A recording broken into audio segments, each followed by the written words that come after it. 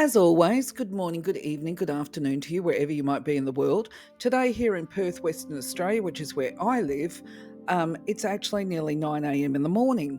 So, hopefully, I won't have any problems and I can get this video completed in a timely way. I'm always challenged a bit by technology. But anyway, before I get into it, I obviously want to acknowledge you, the listener, the viewer, for clicking and watching this video, and I hope that you'll find content and information that supports you. Now, whether you're a returning visitor or new to the channel, I just want to remind people that I invite other people to put their comments up, put a feedback up. In fact, actually, one thing that you could do to help me out with the algorithm, if you are comfortable with it, is just say g'day to me. Let me know where you're at. Are you in the UK? Are you in Europe? It gives me an idea of who I'm speaking to. Make yourself known to me and let me know your thoughts and your experiences of using the crystals. Now, invariably, when I'm doing my videos, I do tend to go down a bit of a rabbit warren, okay? So what I do is I put timing stamps into the video in the description, so you can jump past my waffle if you don't want to listen to the waffle.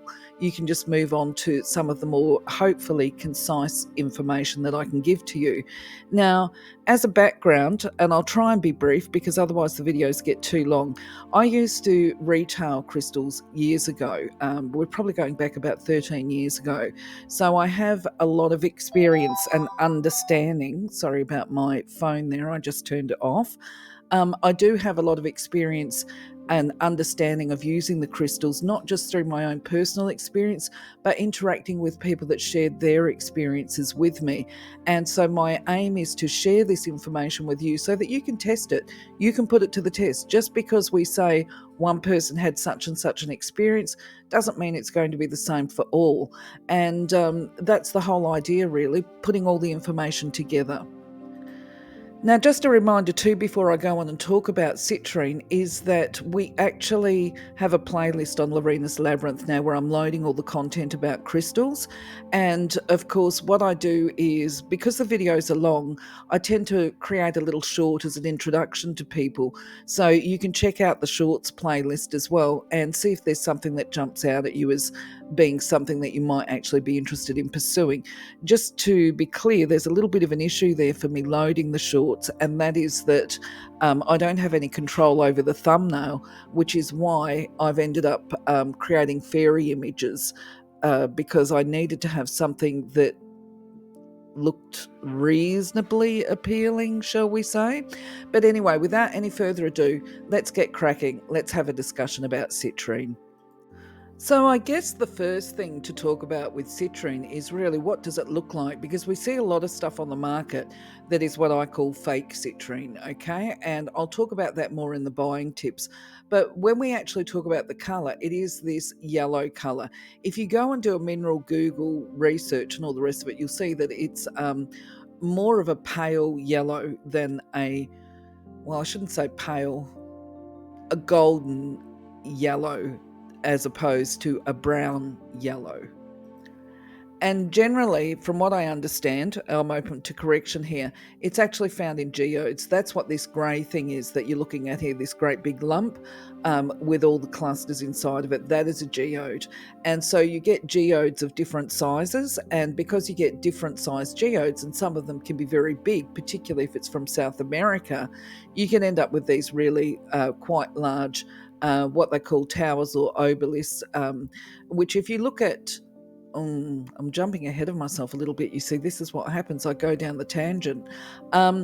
Okay, so what you see with the image on the right, that is actually a large obelisk that was originally part of a cluster, but they've actually cut the white part off at the base. So you get this more solid yellow. But generally speaking, within a cluster or within the crystal itself, you're going to see variations of the yellow. It's a really beautiful crystal, though. I mean, funnily enough, you'll hear me say a lot of the time that citrine, that a crystal that I'm talking about is one of my favourites.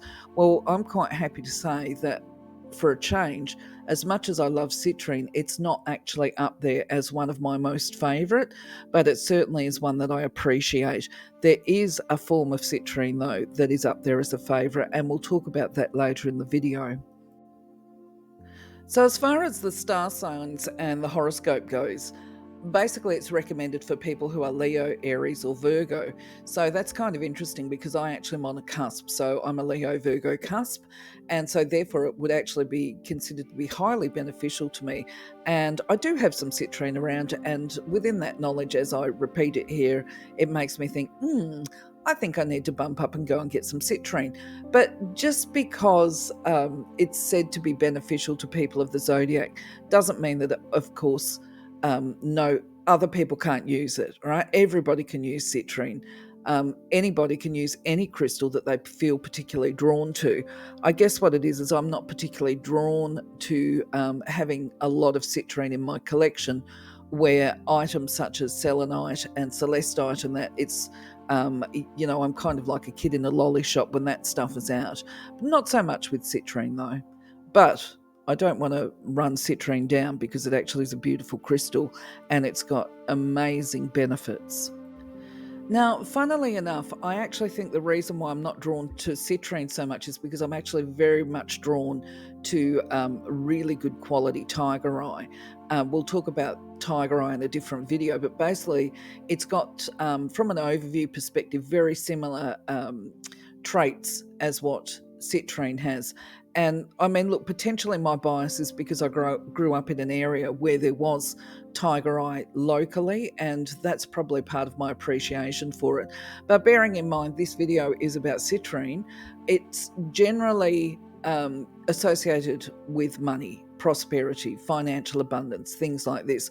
It's considered to energetically attract money to a business. And this is why quite often when you visit a shop or whatever, you will see certainly the ones that have got a Lakshmi goddess by the cash register or something like that, they will quite often have a piece of citrine in a dish.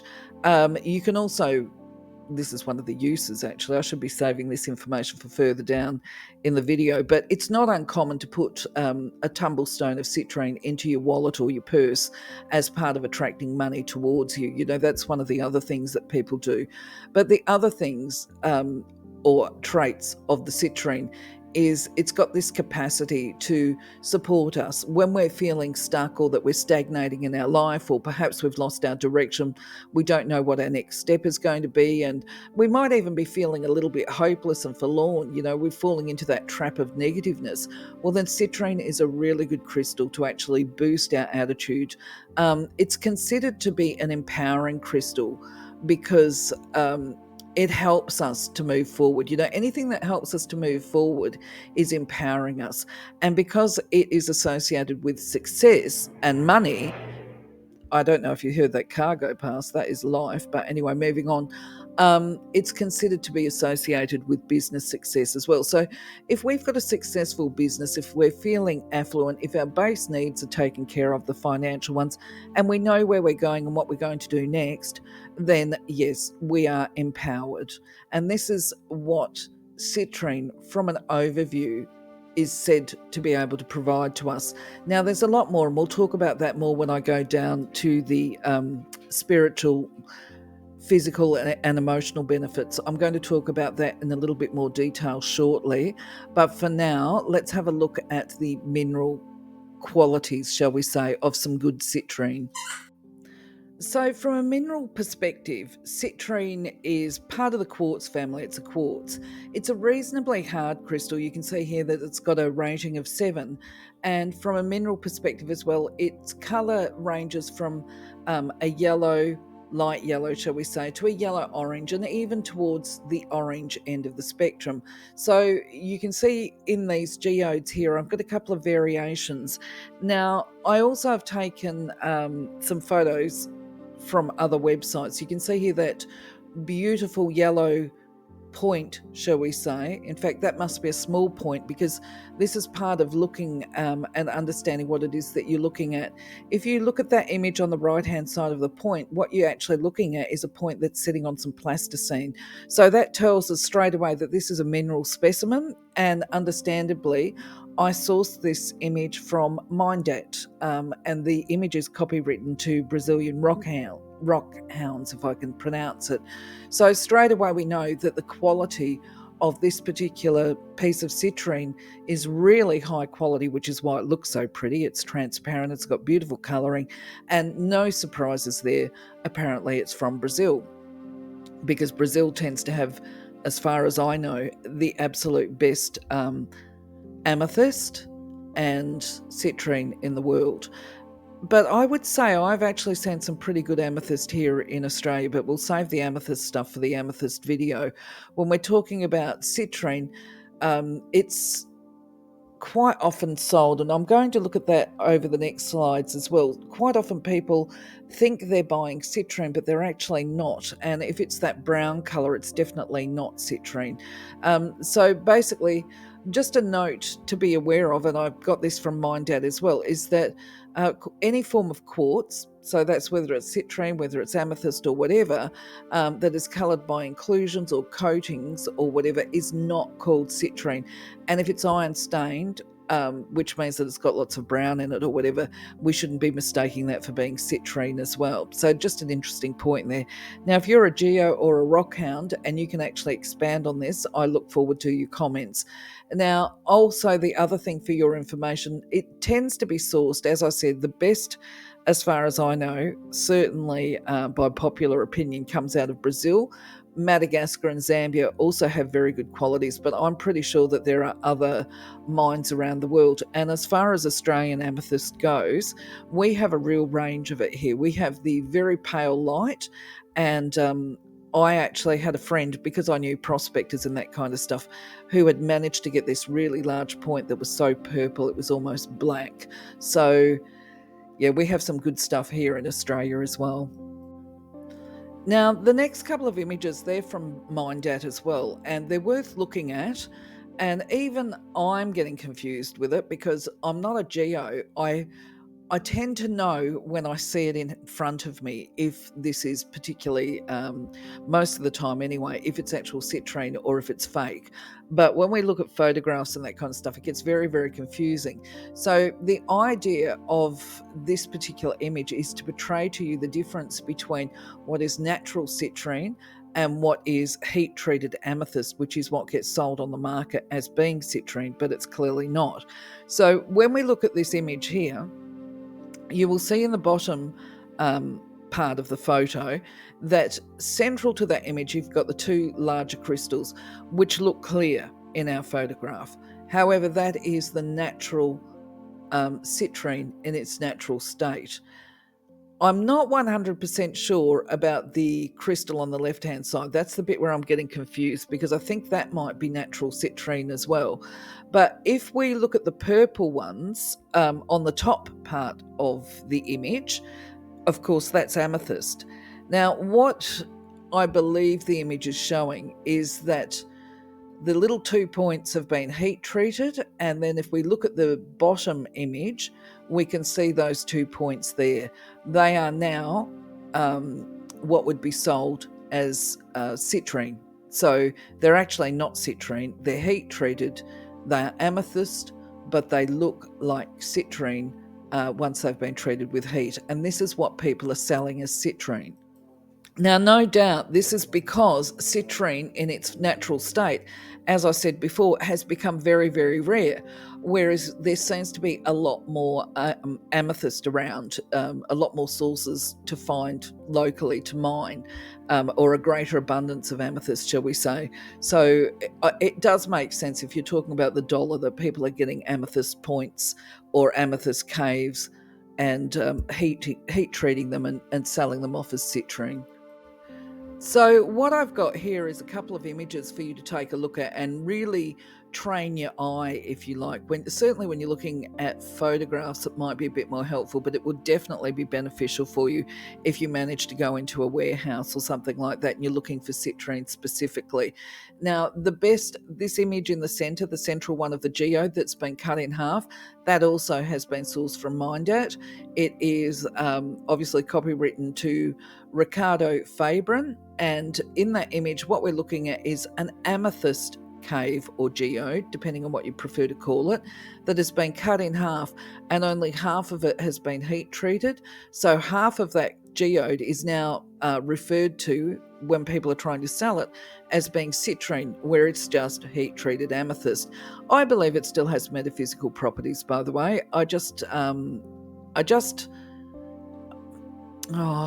Inauthentic, I think, is a word that comes to mind. I don't like things being sold as something that they actually aren't. So that's the first thing, I guess, for me, where I have this probably. I'm not attracted to citrine type stuff, because this stuff I'm definitely not attracted to. Now, if we look at the image on the top left, and by the way, I've got to be clear here, I know people that are fully aware that what they're buying is heat-treated amethyst that's being sold as citrine, but they actually still love it and they want it because they feel drawn to it, okay? So it really is a case of each to their own, because I'm thinking immediately of being up at my friend's business one day who was a wholesaler, and there was a lady who used to go in regularly and purchase, and I thought she was pretty astute, I would have said, in regard to her crystal purchases. She certainly bought a lot of them, and she was buying this heat-treated amethyst as citrine, and I was like, why are you doing that? You know that this is not real citrine. And she said, I know. She said, but I just feel drawn to it. I feel pulled to it. And this is obviously, if you're around people that are into crystals, this is quite often the case. And sometimes we can actually really dislike a crystal, but really feel like we've got to have it because our guidance or our inner knowledge or whatever is saying you need to buy this piece of crystal. So for this lady, she definitely picked up a cluster. I've gone off down that rabbit warren. The image on the left-hand side up the top, heat-treated amethyst being sold as citrine. When you look at the image directly below that heat treated, you see a handful of what I would call low-grade citrine, okay, because it's got too much white in there. It's a genuine article though, and it's still good. And when we consider how rare citrine is, and I'm talking about all these little tumbles there, it's still a fairly good product, okay? Now, also because everybody's got a budget. Some people can't afford to buy the really good stuff or the big stuff, so they will go for these little tumbles, and that makes perfect sense. If you look at the bottom image on the left, what I've done is put up the image of just a singular standalone little citrine point, not really high grade quality, but you've got a little bit of yellow in that, a lot of white, and you've got some clearness there. Now, I've got to say, leaving that one aside and going to the right-hand side of the page, what I find interesting is I'm just not sure about the orange-looking tumbles. My understanding is that that's being promoted as genuine citrine, but I've got to say I've got some hesitations about that because of the heat treating. So I think when we're talking about, because it was, if I recall correctly, being promoted as genuine citrine, I think that is the one that if somebody is looking for citrine and it's a bit on the orange side, it's going to be very difficult to tell the difference between genuine citrine and this heat treated stuff. What I do like, when I'm drawn to citrine, I actually like, and I've got a few of these as well, the one that's in the palm, the little obelisk in the lady's palm. Oh, I say lady, but we don't know really. It could be a man's hand. Sitting in the hand, that's the kind of citrine that I'm drawn to. I like it when it's got this lemony colour to it, and I like it when it's got a little bit of the frosting down the bottom as well. I'm not into this 100% perfection. So that to me is a good piece. If I was looking at those clusters up the top, I would see those as being a very good piece of citrine as well. Based on the current market, you can see that that's genuine. It's lemon, it's not burnt orange. So hopefully that gives you an idea. The only other buying tips that I would recommend is that you check out the reviews on the seller, and it's not just about whether they were a good retailer. Did they deliver in a timely way? Were they nice people or whatever? That's all really great. That's nice to know because it means that they've got a standard. But what was the quality of their product? Was it as they described? These seller reviews are important. And the other thing is too, if, for example, they're saying a cluster, you don't get a perfectly shaped cluster. So they might turn around and say to you, so let's use this example of the cluster on the right-hand image. On the slab that's being held up, there is one we can see more clearly than the others. They might turn around and say, if you measure this across the longest point, that it's 7 centimeters long or it's 10 centimeters long. So you, in your mind, you might start to think that you're actually buying a really big piece, but actually it's not, because it's just that little one point or section of the cluster that is long, and most of it would probably be, say, 5 centimeters by 3 centimeters or something like that. Use your ruler, check it out, and also try, if you can, to get photographs of it from all sides. That's a suggestion. So, putting up a photo like that, we actually can't see how deep the points run. So it might just be that if you got one of those clusters, it's all white quartz. But having said that, look, I've got to say, if you get something, it's probably the one that's meant for you, whether or not it's exactly what you thought it was going to be. So let's go into the spiritual metaphysical attributes before we look at the physical ones.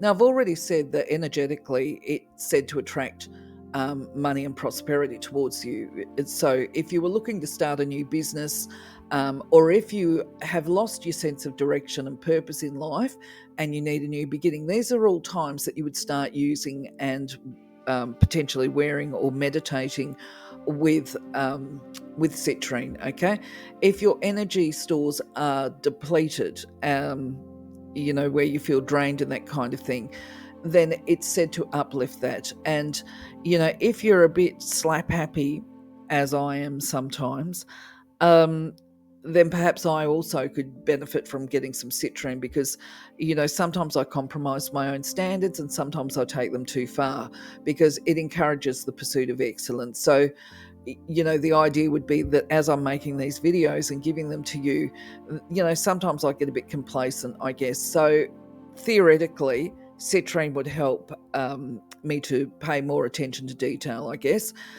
It certainly uplifts the attitude and it helps to identify any problems. So I guess this is where the empowerment aspect comes in. From an energetic perspective, there is this heightened self-awareness. And the reason why I've put in here family, because we're talking about energy around us. When you talk about metaphysical, we're talking about the energy which is within an environment. So if your family's got a few dramas going on and a few tensions there, and maybe certainly over Christmas that tends to trigger a lot of it, then ideally citrine can actually help to calm and soothe that. From an aura perspective, it's said to balance any imbalances and dysfunction that are happening in the aura. And then, of course, we come back to personal power. Now, interestingly, one of the things that I did find when I was going through my prep was that if you struggle with popularity and confidence and that kind of thing, then you can actually draw upon citrine to increase your popularity with other people. I guess energetically what we're talking to there is just creating a magnetic energy around you that is attractive to other people. So for the sake of making this video a little bit faster, rather than me going through all of these issues myself as to the physical attributes, and just a reminder, of course, you would never disengage from your health professionals while working with crystals, but you could always use your crystals or wear them as part of your treatment, because they're not going to do any harm as far as I know. But anyway, rather than go through each one individually, you can take a glance at this and just ask yourself, do I have problems with blood, for example? It's supposed to benefit circulation or clots, Is there somebody that I know that suffers from haemophilia? Well, of course, that's a blood clotting disorder as well. Maybe I can give them a gift of citrine. Somebody that may struggle with bladder and urine problems, all of this stuff. There's any range of them. Look, interestingly, so this is about using your initiative a little bit when it comes to your health stuff. Physical growths, okay, I remember an elderly lady that suffered from growths in the bladder, which was causing her obviously incontinence problems and all the rest of it. And she had to go in and get treatment, I think every 12 months or whatever, and get these things burned off.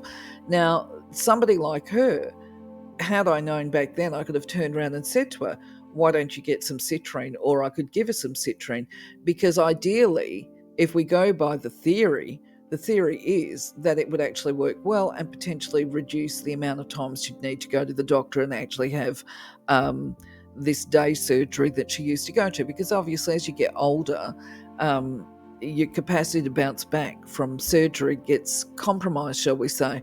But either way, the idea is that I wouldn't go as far as saying that they cure any of these, but you might know better than me. But I would also say perhaps they actually assist to minimize the symptoms. But unless we all talk about it and have discussions about what worked and didn't work, none of us will ever know. And I really don't see the universities doing any form of academic research on the effects of crystal as treatments and therapies. Now, when it comes to the emotional and psychological benefits of citrine, they actually make sense to me for a number of different reasons. Of course, it is considered to build confidence and hope, which, of course, if you've got hope and confidence, then that's going to reduce your anxiety and your angry reactions anyway. So it's considered to be an emotional purifier. What I find very interesting is that when it comes to mental health, it's supposed to be an effective treatment for people that struggle with psychosis or delusions. I mean, as a source of reference, it was actually referred to as insanity and lunacy. Not so politically correct these days, but if you're struggling with some real mental health issues, then citrine is said to benefit there and probably because it is this emotional purifier. It's also supposed to be beneficial for nightmares. I want you to take on board the fact that I'm saying supposed to, because I'm not making claims that are outside of my experience. I will just say it makes sense to me that the crystal actually would work to benefit these things, and that this might be some people's experiences. So if you're aware of this, or if you're aware of somebody that actually is struggling with some of these conditions, perhaps give them a piece of citrine and then just monitor their health and well-being, see what's happening for them, and let us know how it works. Or if it's you, give it a try with the citrine. If you struggle with mental health issues, including things like anxiety disorders, try working with citrine and see how it goes, and then let us know. That would be wonderful. Thank you. So when it comes to citrine, while I've said I'm not particularly drawn to it, there is a type of citrine I am drawn to, and it's what I call lemon citrine. That's not the correct name, though. I don't even know if it's marketed as lemon citrine. I think it was back in the day, but we're going back a lot of years now. But either way, what is called lemon citrine is actually often referred to as yellow quartz. But this is why I say there's all these ifs and buts around descriptions. Yellow quartz, we've already established citrine is a quartz, but the yellow quartz that I've seen is not transparent. It's not clear.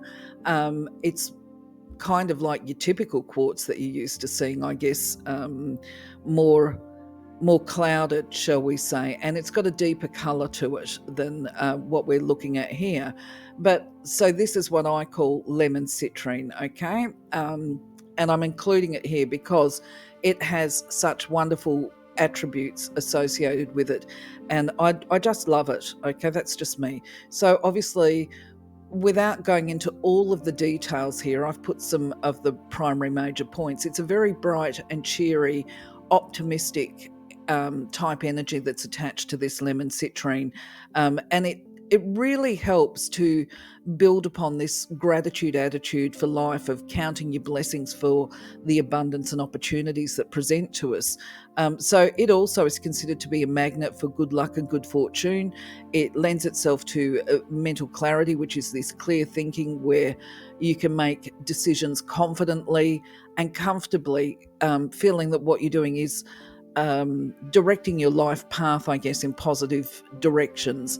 Okay, it does support, apparently, because it's associated with clarity of mind, mental alertness, this ability to be able to process information quickly, especially if you're in one of those environments where it's busy, busy, busy, and you've got to make snap decisions, and you've got to be able to be confident in the decisions that you make. So it's probably really good for those people who are business leaders or team leaders in high pressure environments.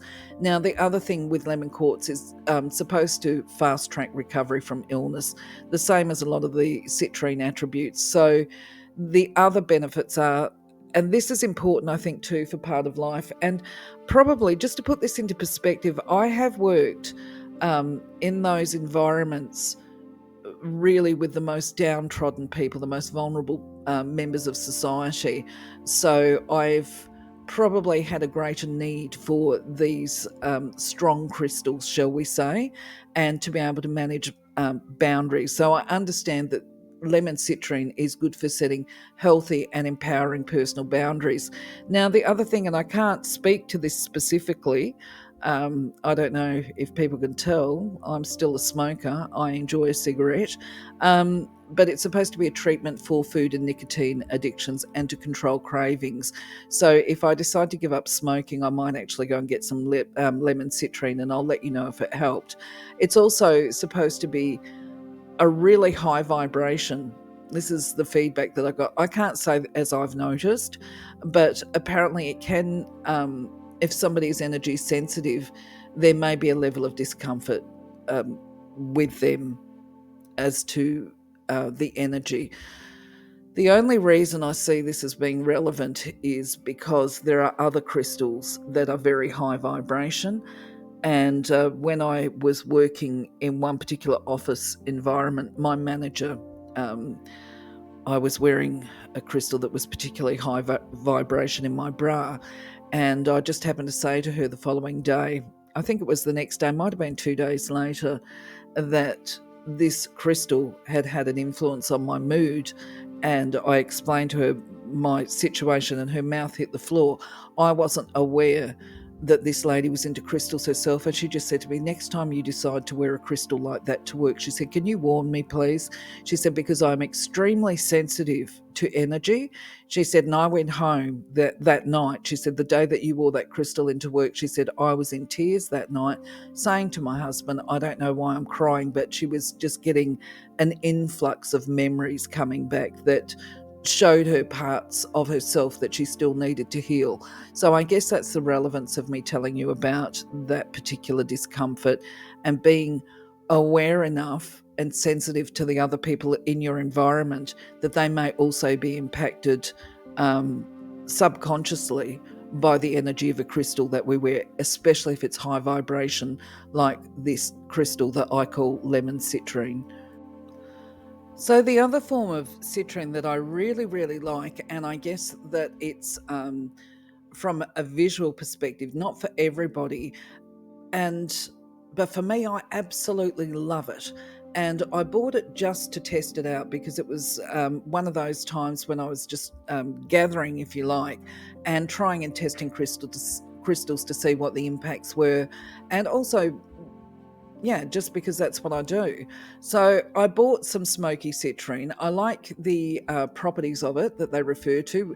Of course, all citrine is this magnet to finance and prosperity and that kind of thing. But the difference with Smoky Citrine is it is really quite an activator, if you like. It activates a person to step outside of just thinking about doing something and actually getting out there and making it happen. So it's very, very good for manifestation. Now, of course, you'll see here on the properties that it's good at helping to shed blockages and negative energies, and doorway keeper to other worlds, to be able to connect with spirit on the other side, the light. I really love this idea of teaching us how to blend lightness and darkness, because you can see when you look at these crystals here that it does have darkness and it also has light. It has sunlight and moonlight is the way that I look at it. And so I guess from there, maybe this is why we've got this blending of light and dark and rising from the ashes like the phoenix, because I guess for me it represents a whole new dawn. So it's very good for people that are looking to start start a whole new beginning in their life. And it's also said to activate the Kundalini, which sits at the base of the chakra. If we want to be specific about it, it's actually located in that area, the tip of your tailbone, basically just around your anus. And you bring that energy up and down your spine when you're working with the Kundalini. But the thing is, I'm speaking fast because I'm aware the video is getting long, and I want to make the point here that there's a lot more involved with it, okay? It does clear the chakras, certainly. Let me check my notes. I will read this, but there is a story that I've got to share about what happened with me with Smoky Quartz with a client. Okay, I'm going to read this. It says it supports the golden energy field of protection and the connection when we're connecting to the higher realms. Obviously, it shows the cycles of life transformation. Before a new beginning can occur, there has to be an ending as well. It removes the illusion of fear and changes the perceptions of judgment about things being good or bad. Things just happen, not all things feel great. Some things don't feel so good. They don't feel so nice, but there is this capacity to go, okay, it is what it is. Let's move on from that now. So it kind of teaches all of that. I think I've actually, when it comes to the story, I think I'll tell you that one when I'm talking about caring for crystals. So when it comes to the chakras and citrine, clearly the more yellow it is, the more associated with the solar plexus chakra, and the things like the hope, the faith, and trust. All of those kind of emotions are stored there in the solar plexus. But when it's got these hues of orange in it, this is the one that is the treatment, if you like, towards the anger issues, where it says that emotional transformation occurs there. We are actually looking at the sacral. So you may as well say that your typical citrine is associated with the yellow and the orange chakras, or the solar plexus and sacral, if we want to use their proper names. But when we're talking about smoky citrine, what we've got happening there is actually a combination of the base, the solar plexus, and the sacral chakra. And if we're talking about using the Kundalini, of course, the Kundalini goes up the entirety of the energy field, but we're talking about activating it here. So this is why I would say it's the chakras around the navel or the belly button and below that is associated with the smoky citrine. Of course, when it comes to using citrine, you can use it any crystal any way you like. It does make a very good jewelry item, whether it's a pair of earrings, a pendant, a ring, whatever. Citrine is absolutely lovely, but we can keep it in our environment, perhaps as an environmental purifier or energizer. If you're looking to really embed this high energy into your own aura and being, well, certainly keeping it out as an ornament would be good. If you've only got the little tumbles or whatever, you can pop them under your pillow as well. You can wear them if you're trying to change your energy.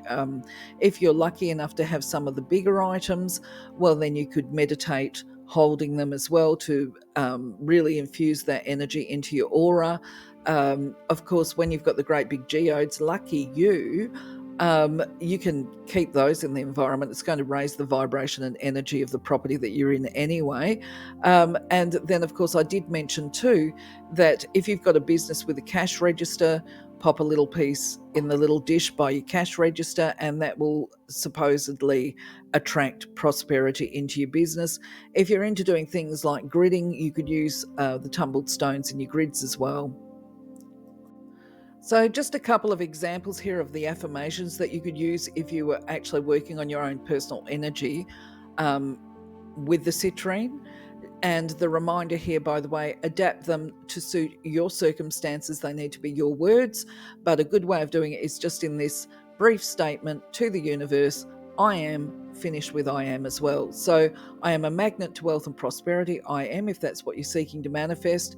Or I am grateful for the divine support, and I am comfortable with being a powerful person. I am. Okay, so that's a couple of examples there.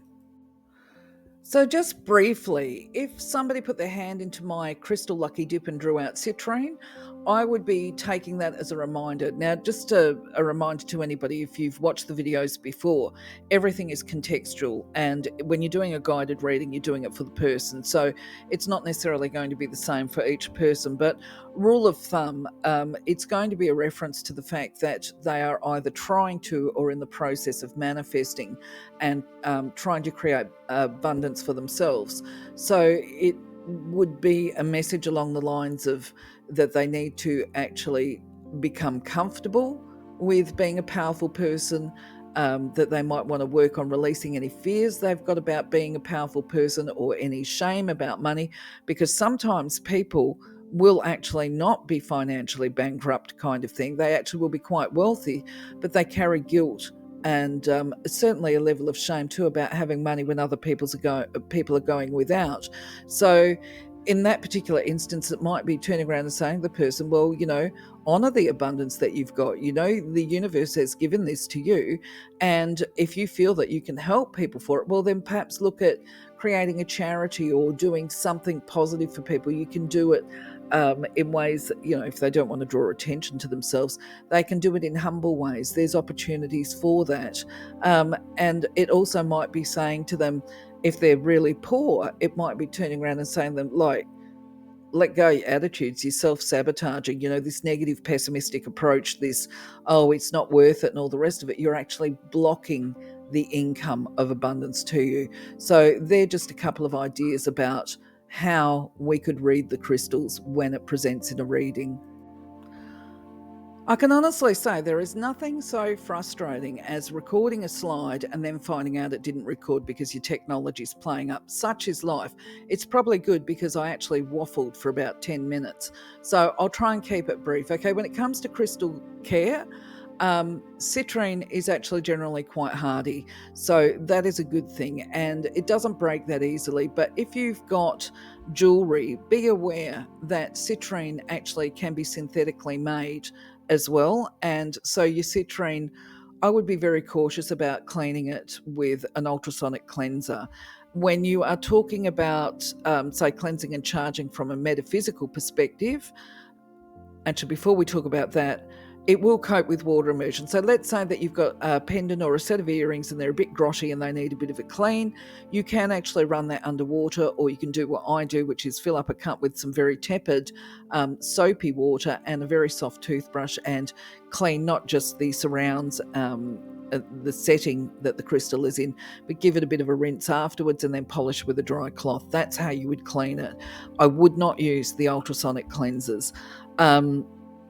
Then when it comes to doing a recharge, metaphysical energy type thing, certainly you can actually do the water immersion for it if you're the sort of person that uses mineral water, or if you're like me, where I like to put it under running water, which could be putting them all in a bag and dropping them in a stream where I've actually got them very tightly anchored to the shoreline so they don't drift off. They will cope with ambient sunlight, because remember, it's a coloured crystal and it will fade under the Australian sun if you've got it out at the wrong time of the day. But yes, under the grapevines on my back patio works fine. Exposure to moonlight is another way to cleanse and recharge. Exposure to rain is another way. I love that one, actually, especially, if I've got a necklace, I will actually hang it on a branch of a tree so that it can get the rain as well as get the earthing and grounding energy attached to it and whatever moonlight or whatever is happening. I don't tend to put it out in sunlight because if it's a pendant, it starts to reflect and it attracts birds that might steal it, and that would make me unhappy and sad. You can use incense. You can actually lay them on the sand or put them in a pot plant or whatever as part of keeping them clear and healthy. The other point that I would make, though, is that I was going to give you a full story about how this happened, but it will just make the video too long.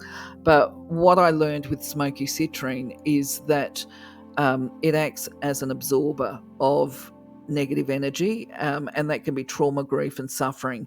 And this is because I had a client turn up who had an immense amount of suffering in her life and probably was a bit think about that word.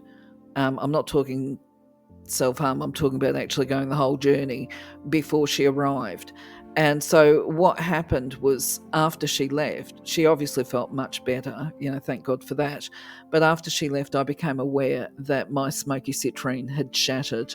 They had absorbed too much. So this is why I'm like, they just soak up this negative energy that is around a person. This is part of the transformation. And my Smoky Citrine, they weren't big ones, so they obviously couldn't cope with the amount that they were soaking up. And so after she left, I went back inside and they'd shattered. They were actually probably about 3 foot away from her throughout the reading. Now, I can say, look, there's two factors with that. I was a bit disappointed that my Smoky Citrine was gone, especially two of them. But at the same time, I realised they'd done what they needed to do. But that also became a learning curve for me. I needed to take greater responsibility for caring for my crystals. I had heard, so just to be clear about this, I had heard from other people that this could happen. I didn't believe it until it did happen. So in future, what I would plan to do, if I'm going to be working and doing metaphysical work from home, I most definitely would be putting Smoky Citrine into some form of container that's got earth to allow that grounding of the energy. And I would probably put some selenite into the same container, crystal bowl or whatever, to help keep the Smoky Citrine cleansed. And that I see as being like a safety blanket for when I might forget to do the clearing and cleansing. If you've got a lot of crystals in your house, you've got to clear and cleanse regularly. Okay, so I'll leave that thought with you. And I'm going to close out saying thank you very much for being part of my journey. Love you, leave you. Have a wonderful day, wonderful week. Catch you on the next video. Bye bye for now.